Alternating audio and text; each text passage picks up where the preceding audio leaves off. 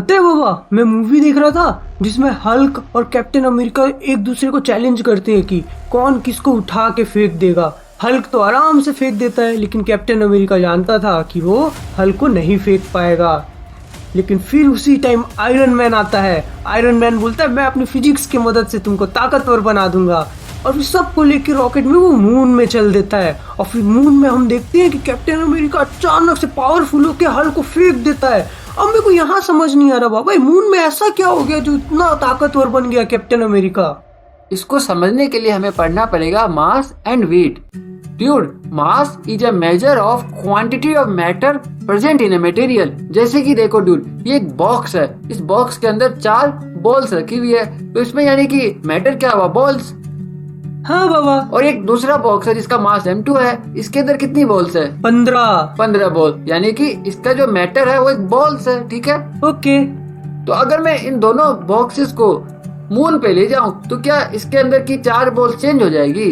नहीं, ball number of ball तो same ही रहेंगे दोनों डब्बे में। इधर भी 15 ही रहेंगे। हाँ। तो इसका मतलब कि मैटर जो है वो तो चेंज नहीं होगा ना, क्वांटिटी ऑफ मैटर तो चेंज नहीं होगा ड्यूड। हाँ करेक्ट। और ड्यूड, अगर मैं दोनों बॉक्सेस को स्पेस में ले जाऊं तो जहाँ पर तो ग्रेविटी भी 0 है, वहाँ भी चेंज नहीं होगा ना बाबा, नंबर ऑफ बॉल तो सेम ही रहेंगे कहीं भी ले जाओ आप। इसका मतलब क्या है कि मास कांस्टेंट रहेगा क्योंकि क्वांटिटी ऑफ मैटर कांस्टेंट है।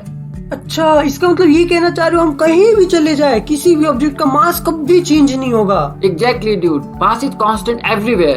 तो हमने देखा मास is a measure of quantity of matter और इसकी एसआई यूनिट होती है केजी, और वेट होता है फोर्स। रुको बाबा, ये क्या कह रहे हो? अभी तो मैं देखा था कि सब मेरे दोस्त लोग बोलते हैं तेरा वेट 30 kg है, 50 kg है, तो केजी में बोलते हैं, आप फोर्स बोल रहे हो, वेट फोर्स थोड़ी होता है। अब तुम फिजिक्स के स्टूडेंट हो ड्यूड, अब तुम फोर्स ही बोलोगे, वेट तो फोर्स होता है और उसकी एसआई यूनिट न्यूटन होती है। इसको अच्छे से समझते हैं अब। इसका मतलब ये कह रहे हो कि मास एंड वेट अलग अलग होता है? Yes dude. देखो ड्यूड, तुम यहाँ खड़े हो अर्थ पर, तो तुम मुझे बताओ अर्थ तुम पर कितना ग्रेविटी लगाएगी? ग्रेविटी तो ग्रेविटेशनल फोर्स निकाल लेते हैं, कैपिटल G इंटू अर्थ का मास और मेरा mass divided by r²। Okay dude, और इस वैल्यू को क्या कहते हैं ड्यूड? ये तो पढ़ रखा है, एक्सेलरेशन ड्यू टू ग्रेविटी है ये। तो फोर्स कितना आ गया? mg। यही फोर्स को हम वेट कहते हैं ड्यूड, समझे? ओके, ये हजम सा नहीं हो रहा है बाबा, क्योंकि अपन बचपन से वेट को केजी में नापते हैं, आप बोल रहे हो आप वेट फोर्स है। वो गलत है ड्यूड, वेट तो फोर्स ही है, वो तो हमारा मिसकॉन्सेप्शन है। तो dude, weight is a force with which an object is attracted towards the centre of earth. और अब तो तुम्हें पता है ड्यूड, फोर्स एक वेक्टर क्वांटिटी होती है, तो उसके एसआई यूनिट क्या होती है ड्यूड? ऐसा यूनिट फोर्स का न्यूटन होता है। और ये तो इसका मैग्नीट्यूड हो गया। डायरेक्शन क्या होगा ड्यूड वेट का? वेट का डायरेक्शन नीचे की तरफ। नीचे की तरफ या फिर सेंटर की तरफ? अरे हाँ, centre, towards centre of earth. Yes dude.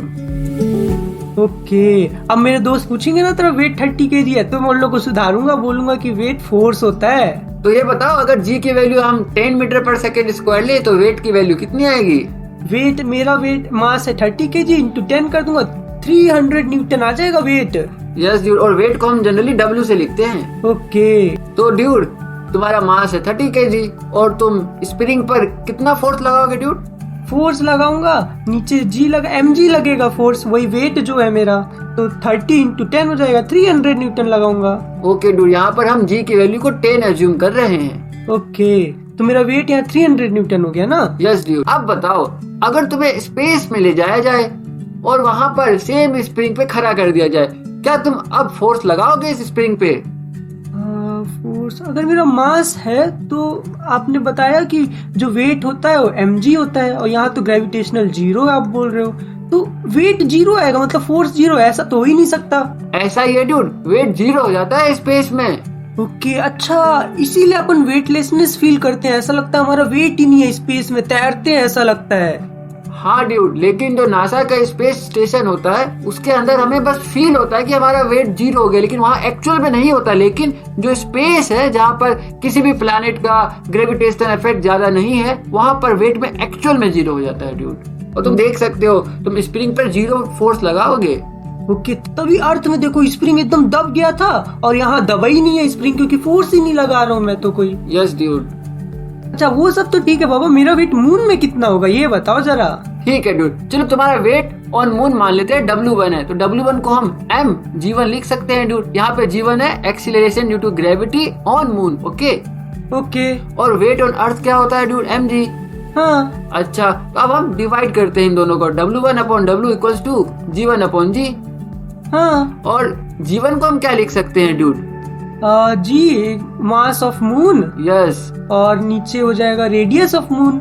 Okay, तो तुम समझ चुके हो। और स्मॉल जी तो हमें पता ही है।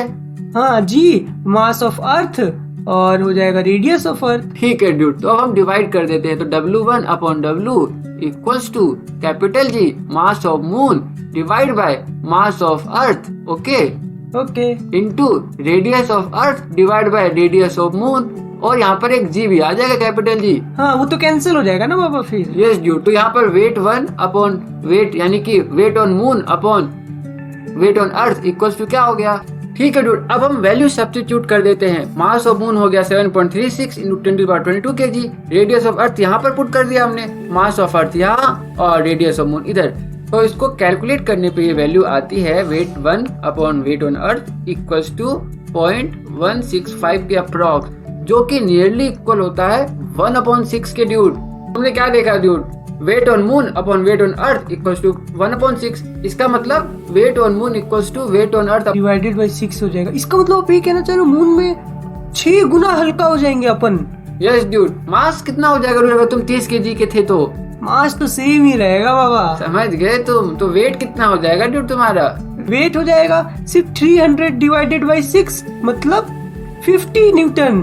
और तुम इस स्प्रिंग को कितना कंप्रेस कर पाओगे, कम या ज्यादा अर्थ के कंपैरिजन में? अर्थ के कंपैरिजन में कम करूंगा ना बाबा, क्योंकि फोर्स कम लगा रहा हूँ। Yes dude. इसका मतलब एकदम हल्का महसूस करूंगा वहाँ। यस ड्यूड, और तुम अगर जंप करोगे ना तो तुम थोड़ी ज्यादा देर हवा में रहोगे एज कम्पेयर टू अर्थ। हाँ, एस्ट्रोनॉट भी वहाँ हल्का महसूस करते होंगे ऐसे में। तो बहुत मजे लेते हैं एस्ट्रोनॉट वहाँ पे। अब हम variation in weight on earth समझ लेते हैं। हमने एक्सीलरेशन ड्यू टू ग्रेविटी में पढ़ा था कि small G equal to capital G capital M upon R square. वहाँ पे कैपिटल एम होता है मास ऑफ अर्थ और कैपिटल आर होता है रेडियस ऑफ अर्थ। लेकिन अर्थ परफेक्ट स्फेरिकल नहीं है। अर्थ का शेप एक जॉइड जैसा होता है, जो कि ओवल जैसा होता है बेसिकली। तो जहाँ पर रेडियस एट पोल और रेडियस एट इक्वेटर अलग अलग आती है। तो dude, radius at pole is less than radius at equator. तो तुम बताओ एक्सीलरेशन ड्यू टू ग्रेविटी की वैल्यू कहाँ ज्यादा आएगी? जहाँ रेडियस कम होगा बाबा, इसका मतलब पोल पे ज्यादा आएगा। अच्छा, तो वेट कहाँ ज्यादा आएगा ड्यूड? जहाँ ग्रेविटी ज्यादा होगा, इसका मतलब पोल पे। ओके, ऐसा बोला करो, जहाँ एक्सीलरेशन ड्यू टू ग्रेविटी ज्यादा होगा तो वेट एट पोल ग्रेटर देन। इसका मतलब आप ये कह रहे हो कि मैं पोल पे जाऊंगा तो मेरा थोड़ा सा वेट बढ़ जाएगा इक्वेटर से। Yes dude. ये बहुत तगड़ी चीज बताई बाबा आपने। ड्यूड, तुम्हें पता है एक इंटरेस्टिंग फैक्ट? जब हम सैटेलाइट्स लॉन्च करते हैं ना तो हम कोशिश करते हैं कि हम इक्वेटर से करें, क्योंकि वहाँ पे वेट कम होगा तो हमें कम फोर्स लगानी पड़ेगी ऊपर की तरफ। ओके, तो अब हम रिवाइज कर लेते हैं। मास और वेट के बीच का डिफरेंस हमने देख लिया, और हमने ये भी देखा weight on moon equal to 1/6 of weight on earth, और ग्रेविटी का भी हमने देखा कि बाबा ये सब तो ठीक है, ये सब पढ़ लूंगा मैं। लेकिन ये 4th पॉइंट जो लिखा है weight become 0 at centre of earth, इसका क्या मतलब है? ओके ड्यूड, तो अब हम समझते हैं। वेट होता है mg और g की वैल्यू होती है capital G capital M upon R square, okay. हाँ, तुमको मैं एक चीज बताता हूँ, density equals to mass upon volume होता है ड्यूड। तो मास क्या होगा ड्यूड? मास हो जाएगा डेंसिटी इंटू वॉल्यूम। यहाँ पर ये कैपिटल M है ड्यूड, ये मास ऑफ अर्थ है, ओके। ओके, तो density into volume, volume of sphere क्या होता है dude? 4/3 pi R cube. 4/3 pi R cube. अब हम कैपिटल M की जगह यहाँ पर इसको सब्स्टिट्यूट कर देते हैं। तो ये आएगा m small m capital G upon R square into density into 4/3 pi R cube. अब बताओ आर स्क्वायर से आर क्यूब को कैंसिल कर दूं? कर दो, तो सिर्फ आर बचेगा ऊपर। हाँ। अब बताओ एक बात और, जैसे जैसे मैं नीचे आते जाऊंगा और सेंटर पे पहुंच जाऊंगा तो रेडियस ऑफ अर्थ कितना बचा? अब सेंटर पे तो 0 हो जाएगा ना बाबा। तो ये देखो तुम्हारा वेट 0 हो गया है। इसका मतलब आप कहना चाह रहे हो कि एक्सेलरेशन ड्यू टू ग्रेविटी भी सेंटर पे 0 हो जाएगा? Yes dude. ये इंटरेस्टिंग फैक्ट है बाबा। तो ड्यूड अब समझ आया कैप्टन अमेरिका मून पर कैसे हल को फेंक पाया? हाँ वाह वाह, मैं सोच रहा थी कि कैप्टन अमेरिका ताकतवर हो गया, जबकि उल्टा हल्क हल्का हो गया मून में, उसका 6 गुना हल्का हो गया, इसलिए आराम से उसने फेंक दिया। Yes dude,